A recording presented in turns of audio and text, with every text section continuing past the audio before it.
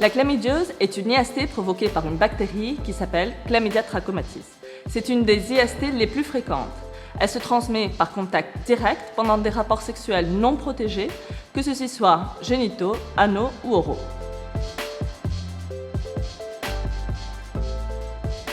Dans la plupart des cas, l'infection à chlamydia est asymptomatique, c'est-à-dire qu'il n'y a aucun symptôme. Lorsqu'il y a des symptômes, ceux-ci se développent généralement dans les 2 à 3 semaines après le rapport à risque. Cependant, ils peuvent apparaître quelques jours après le rapport, ou bien même des semaines ou des mois après. Les symptômes incluent des pertes génitales, des douleurs abdominales, des saignements irréguliers chez les femmes ou des douleurs aux testicules chez les hommes. Il peut aussi y avoir des douleurs ou des écoulements anaux et dans certains cas de la fièvre.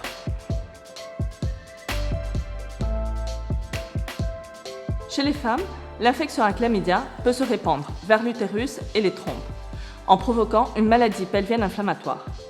Ceci peut entraîner une infertilité, des douleurs abdominales chroniques et peut aussi provoquer une grossesse extra-utérine.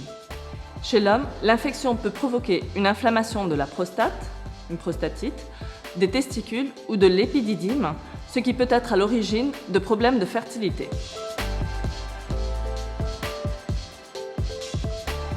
Si vous avez moins de 25 ans et que vous êtes sexuellement actif, vous devriez vous faire dépister tous les ans ou chaque fois que vous changez de partenaire sexuel.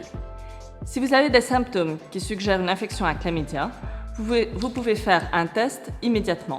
Cependant, si celui-ci était négatif, il sera nécessaire de le répéter 2 semaines après.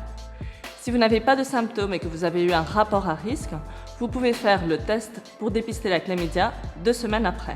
Chez les femmes, le test de dépistage de chlamydia se fait à l'aide d'un écouvillon vaginal.